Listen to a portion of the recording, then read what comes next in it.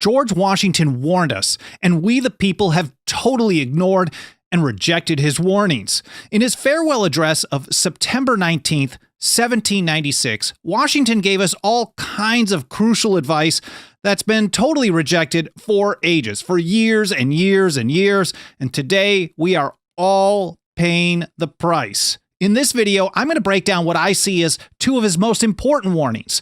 And I think after you hear about it, you'll probably, like me, consider it pretty obvious as to why we can't afford to ignore these warnings any longer. But first of all, before getting to that, welcome and thank you for joining me here on the Path to Liberty. My name is Michael Bolden with the 10th Amendment Center, and this is the show for Wednesday, September 18th, 2024, and let's get right to it. That was September 19th, 1796, President George Washington published his farewell address. It was first published in the American Daily Advertiser with the title of The Address of General Washington to the People of the United States. I've seen it elsewhere as to the people of America on his declining of the presidency of the United States. Now, we know that Washington actually wanted to retire after just one term. And if I can pull this up here on the screen, you'll be able to see in just a moment that he asked James Madison to actually draft a farewell address for him in 1792. He had complained of old age, of sickness, of infighting and factions in his cabinet, and even a pretty hostile partisan press back then. So James Madison drafted this first round of his farewell address in 1792, and I've got Madison's draft up here on the screen. It'll be included in the show notes for this episode over at 10thamendmentcenter.com/path to liberty. Now, here from George Washington's Mount Vernon estate, mindful of the precedent his conduct set for future presidents, Washington feared that if he were to die while in office, Americans would view the presidency as a lifetime appointment. He definitely did not want that. So he wanted to set the precedent. Instead, he decided to step down from power, providing the standard of a two-term limit that would eventually be enshrined in the 22nd Amendment to the Constitution for the United States. So after that first term, it was whole cabinet on both sides, Jefferson and Hamilton and everybody else. They unanimously convinced him to stay on for one more term. They basically said, you're the guy. If you don't stick around, people are going to be at each other's throats. And here from the Washington Papers website, when Washington later was persuaded to serve a second term, he held on to Madison's completed draft for eventual publication. He was planning on publishing it later on. Same message. In 1796, now determined to retire after that second term, the embattled president asked Alexander Hamilton for help in revising Madison's draft. The political climate, they point out, in 1796 was pretty contentious. No surprise there. Nascent party politics were made uglier by disagreement over foreign policy, especially as it related to the Jay Treaty with Great Britain.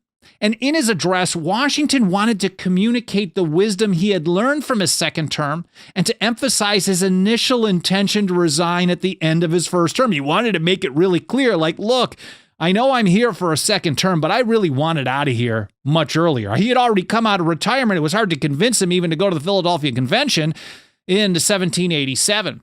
And WashingtonPapers.org, again, they point out that Washington sent this draft from Madison. Of course, all of this was under Washington's instructions as well. He sent it to Alexander Hamilton and asked him to revise it, as well as to write a second version, a completely new and restructured draft, if Hamilton thought it worthwhile. Of course, Hamilton being Hamilton, he thought it worthwhile. And within a few months, Hamilton duly wrote a new restructured address. It was certainly based off of some of Madison's work as well, and then further revised that draft in consultation with John Jay, who was the first Chief Justice. And up here on the screen, here's the draft of Washington's farewell address from Alexander Hamilton, July 30th, 1796. And the Washington Papers points out, this is an important point, we don't actually know who wrote exactly which part. They say historians have argued over who wrote which parts of the historic farewell address. There's a lost draft, and that makes these arguments even more speculative. Some places Even Mount Vernon, they claim that, only certain parts were from this person. But these guys, I think, are more on it with this history here.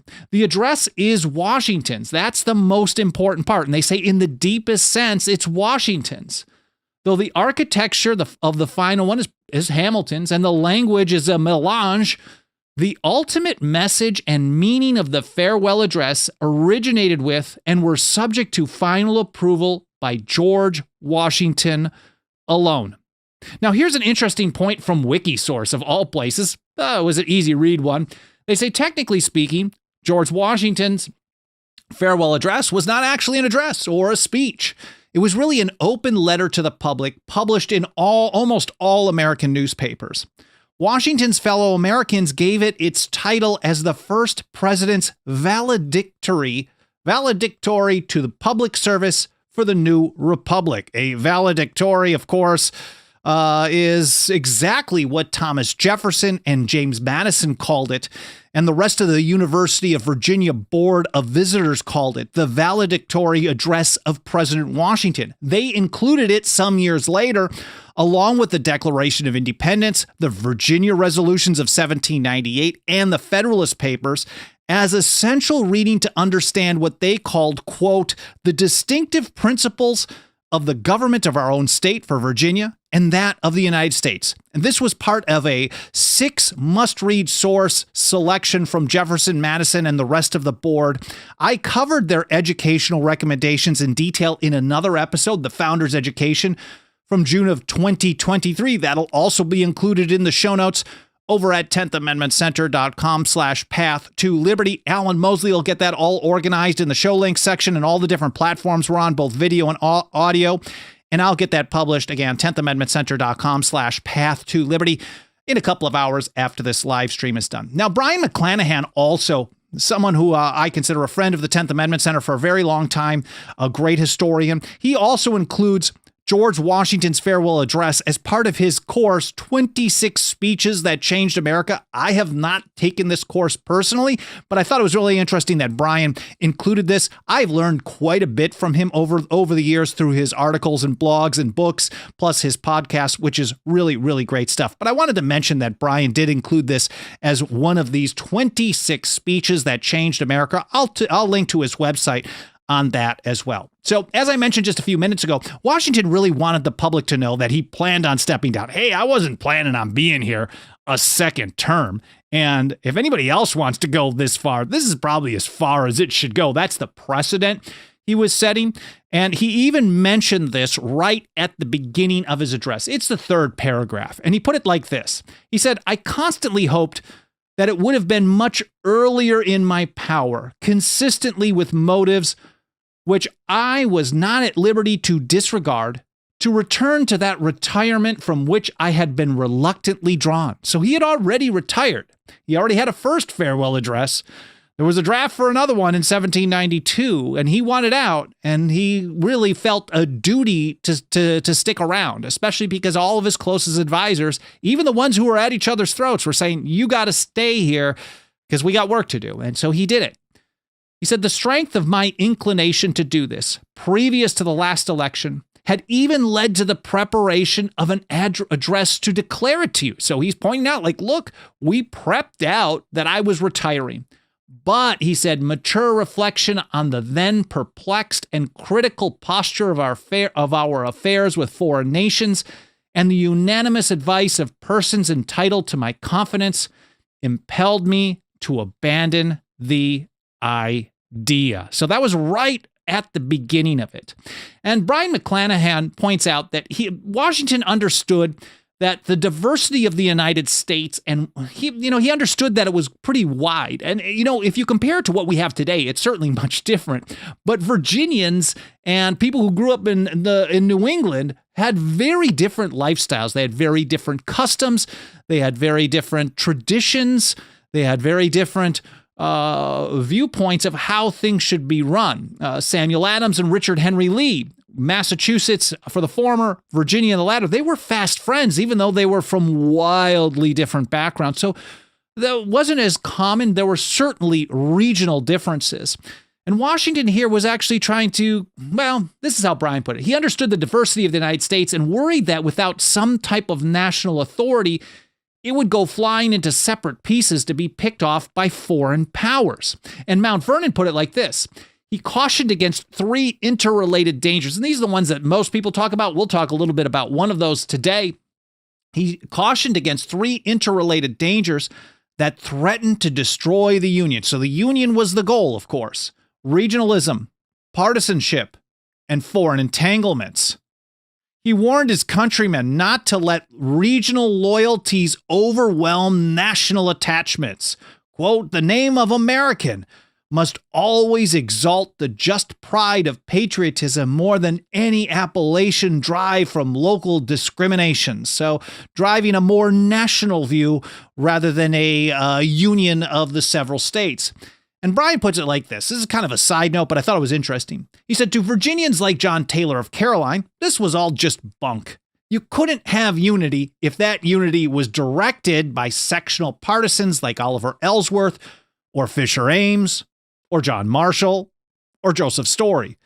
One of the beauties of the American system is you can have a wide range of political, economic, religious, and social viewpoints all living together under a big, basically a defense umbrella in peace. When you try to have unity on all kinds of things, all you get is more fighting and factions, and, well, it just keeps getting worse and worse and worse. But that's a side note that we could discuss in another episode. Now, let's look towards the two main areas that I think have really been ignored in some really, really dangerous ways. The first one is peace, an effort to focus on peaceful interactions with the entire world. Now, Washington's address is 6,000 words, give or take, and almost a third of it is about peace and foreign policy. So that's pretty impressive. And how does he start this message about peace? He did it with this. As a very important source of strength and security, cherish public credit. One method of preserving it is to use it as sparingly as possible. It's pretty obvious. That's been totally ignored. The public credit has not been cherished whatsoever, to the tunes of trillions and trillions and trillions of debt, and it keeps getting worse and worse and worse. And he says, avoid occasions of expense by cultivating peace. So he ties in national security, national strength, and keeping the debt down with peace. So peace is the kind of the foundation for the rest. He goes further. He said, remember also that, but remembering also that timely disbursements to prepare for danger frequently prevent much greater disbursements to repel it. A huge national debt puts you in a very dangerous national security situation.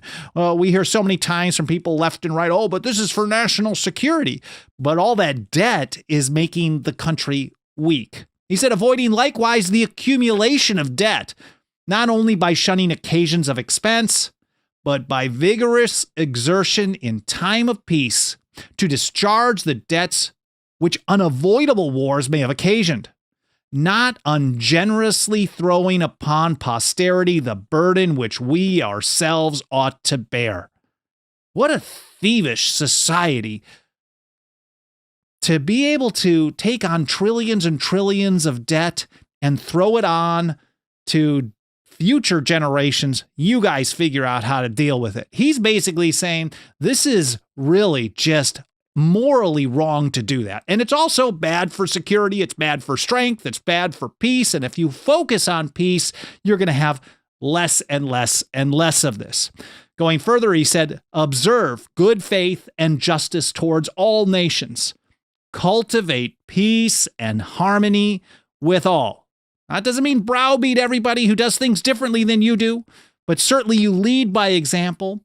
You observe good faith and justice. You treat everybody in the way that you would want to be treated as well. Cultivate peace and harmony with all. Now back to his address again. He said, in the execution of such a plan, nothing is more essential. Nothing. This is the most important thing to him than that permanent, inveterate antipathies against particular nations and passionate attachments for others should be excluded. In other words, don't have permanent, ongoing support for a favored nation. Don't have a permanent, ongoing hatred or opposition to another. He said this has to be excluded. And then in place of them, just and amicable feelings towards all should be cultivated. And he explains in some detail why. I'm just going to give some highlights here because I think it's pretty important to go through this. He said, the nation which indulges towards another a habitual hatred or habitual fondness is in some degree a slave. And if you think about the timing of this, they were establishing their independence. They certainly fought a long, bloody war to secede from the largest empire in history. And if they didn't want to be a slave to another country, to the British or to anyone, of course you had to be independent in action. And so if you have permanent or habitual hatred or fondness for other, you're kind of stuck with how they act. So if they are belligerent to some other nations and now you're a habitual friend of them, then you're going to get drawn into those things as well. And that's how he described it. He said it is a slave to its animosity or to its affection, either of which is sufficient to lead it astray from its duty and its interest. So you're attaching your duty and your interest, you're setting that aside and you're attaching what you're going to be doing to the actions of other people. That is not what an independent, strong, and free people would ever do. He said, antipathy in one nation against another disposes each more readily to offer insult and injury, to lay hold of slight causes of umbrage, and to be haughty and intractable when accidental or trifling occasions of dispute occur. Hence, what's the result? He said, this is going to sound pretty familiar, frequent collisions, obstinate, envenomed, and bloody contests.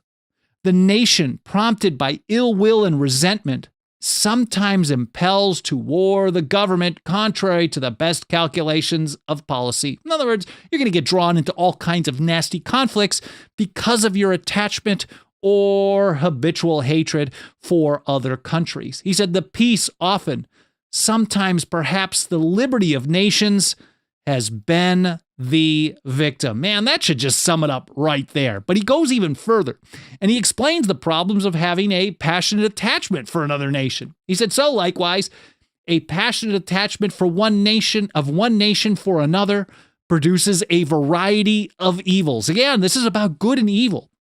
And so the foreign policy that we have today produces a variety of evils. It has been, we've totally ignored, rejected, basically everything that George Washington said should be done.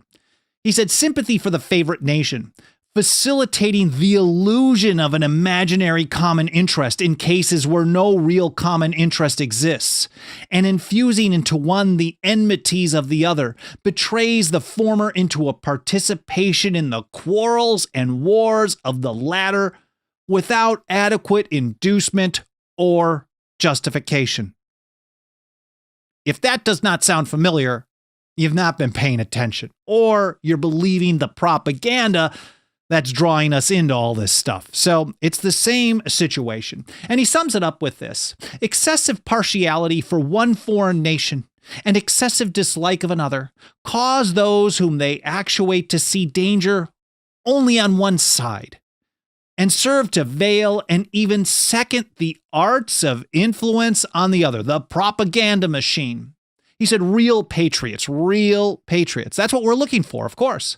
Real patriots who may resist the intrigues of the favorite are liable to become suspected and odious, while its tools and dupes usurp the applause and confidence of the people to surrender their interests.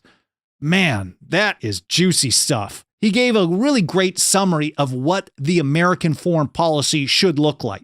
And he said the great rule of conduct for us in regard to foreign nations is in extending our commercial relations to have with them as little political connection as possible. And I covered this in much more detail in another episode, No Permanent Alliances, discussing the foreign policy of George Washington and President Thomas Jefferson. Of course, one of the great lines is it is our true policy to steer clear of permanent alliance with any portion of the foreign world.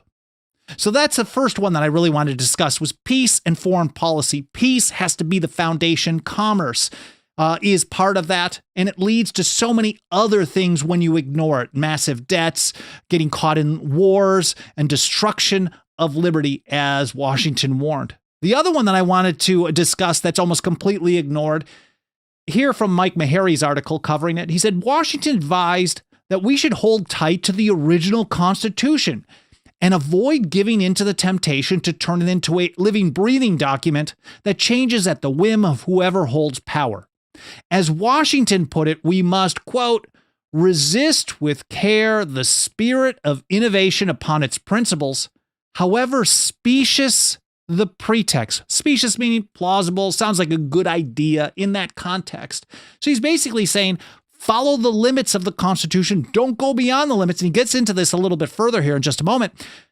He's saying, even if it sounds like the reason to change things or to ignore those limits sounds like a good idea. So even if you have a good reason, and everybody always has a good reason to ignore one part of the Constitution or another, oh, that's outdated, this is archaic, oh, this is an emergency. Of course, we hear emergency all the time.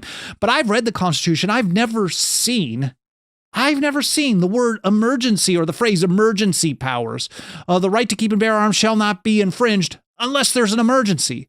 The Congress shall have the power to declare war unless the president thinks he's got to do it for 60 days without their approval. None of this stuff exists in there.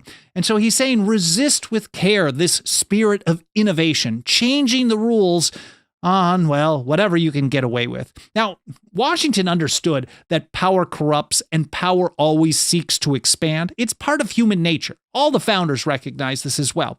And when it does, power tends to consolidate, centralize. It gives us what he called a real despotism. He said it is important likewise that the habits of thinking... Let me start that again. It is important likewise that the habits of thinking in a free country should inspire caution in those entrusted with its administration, to confine themselves within their respective constitutional spheres. Again, those who are in government have to stay within the bounds of the Constitution, and even gets into one of the things that, well, they tend to do. Again, confine themselves within their respective constitutional spheres, avoiding in the exercise of the powers of one department to encroach upon the other. The spirit of encroachment tends to consolidate the powers of all the departments in one, and thus to create, whatever the form of government, a real despotism. So whatever the limits you have in the Constitution, they have to be followed strictly. If not, the power tends to consolidate and centralize, and you end up with what he called a real despotism. He said adjust, and again, this is recognizing human history. Now, Washington may not have been the student of history as some others, but in comparison to today, this guy knew his stuff. Most people today know almost nothing about history, and that's why we work so hard to reach and teach more and more people about these essential foundational principles from the founding and way, way back before that as well. He said a just estimate of that love of power and proneness to abuse it, which predominates the human heart, is sufficient to satisfy us of the truth of this position. Again, he understood human nature, that power, well, people seek it, and when you have too much, the bad people are going to be drawn to it, and that, of course, it tends to consolidate, expand, and get worse and worse and worse. A real despotism. So he warned the people against letting this happen, even if they like the results. So even if you think it's for a good reason, he said, it's still a bad idea. And this is how he described things. He said, if, in the opinion of the people, the distribution or modification of the constitutional powers be in any particular wrong, let it be corrected by an amendment in the way which the Constitution designates. So the other day, of course, every day we see comments from people on episodes where we're discussing the original legal meaning of some clause of the Constitution, and someone will say, yeah, but in this situation, that's archaic, and so I can understand why they just don't follow it anymore. And Washington is actually arguing against it. He's like, if you think they don't have enough power, change it by an amendment. If you think they have too little power, change it by an amendment, whatever it may be. But there is a process to change it. Don't just let politicians or people with power do what they want, because once you do, you establish a precedent. And once they have a precedent, the future people will look at that precedent basically as a baseline rather than a ceiling of their power. And again, that human nature, understanding that power will always grow. So he's saying, if the people think that the distribution of powers is incorrect, like if you think the executive branch should be able to decide if the country should go to war, well, you got to go through the amendment process. But he said a little further, but let there be no change by usurpation. For though this, in one instance, may be the instrument of good, it is the customary weapon by which free governments are destroyed. So again, this is a weapon to destroy freedom, is using usurpation of power. Exercising powers that are not delegated rather than following the process and saying, well, if enough of the people of the several states and enough states say this is what we want to do, then we will make that change. And if not enough of them want to make that change, you don't actually exercise the power. That's what he's saying. He said the precedent must always greatly overbalance in permanent evil any partial or transient benefit which the use can at any time yield. And we see this left, right, and center all across the political spectrum. Almost everybody has something that they believe needs to be ignored in the Constitution because of blank, whether it's an emergency or it's archaic or the founders couldn't imagine that things would play out like this. Well, that may be the case, but they certainly imagined that things could change over time and that the people's views could change over time. And therefore, there is a process to change the power, not through usurpation. And unfortunately, almost every expansion of power has been through usurpation. It's exactly opposite of what George Washington said we should do. Now, here's Mike Meharry.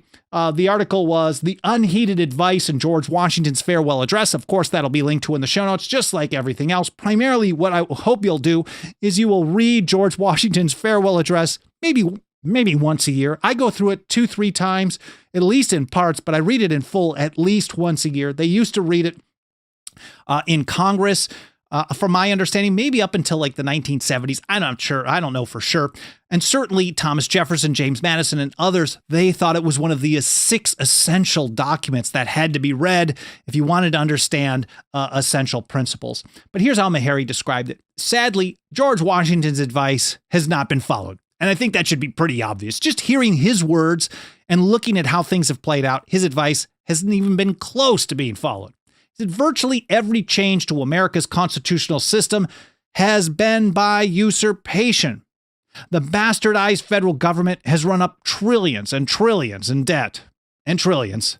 It fights unconstitutional wars across the globe. It spies on virtually everybody and violates the right to keep and bear arms. It reaches into every corner of your life, attacking your liberty at every turn. This is so far from the system that the founders and the ratifiers gave us, it's not even laughable. George Washington, Mike writes, was correct. Whatever transient benefit the federal government may have brought by these actions has been overbalanced by evil. Again, once they establish the precedent, they will always use that precedent to build on and expand and more and more and more. John Dickinson, many years ago, in response to the Stamp Act in 1765, of course, he warned that compliance with an unconstitutional act, even though it was the unwritten British Constitution, was establishing what he called the detestable precedent, because those who have forged your fetters want you to go along with it so they can get away with it and build upon it and expand that power. Washington certainly understood that as well. Now, I think Washington had a really, and this is kind of this is a pretty awesome closer for anybody in office. He put it like this: though in reviewing the incidents of my administration, I am unconscious of intentional error, I am nevertheless too sensible of my defects not to think it probable that I may have committed many errors.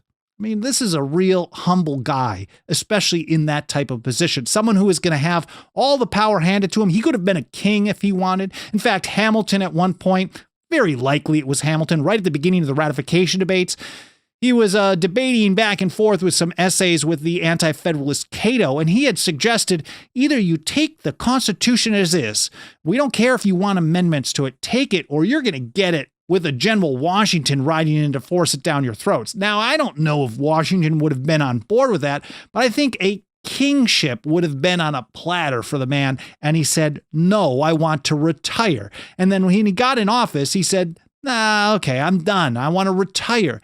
And even in that situation, he still won the Electoral College unanimously on his second term. Anyways, he still says here, I may have committed many errors. This is an honest man. Whatever they may be, I fervently beseech the Almighty to avert or mitigate the evils to which they may tend.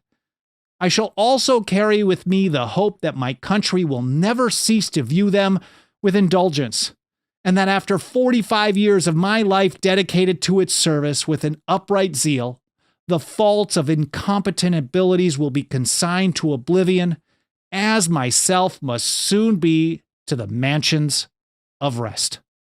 Well, I hope you found this interesting. I hope it was educational. More important than anything, I hope it made you think. I hope you learned something.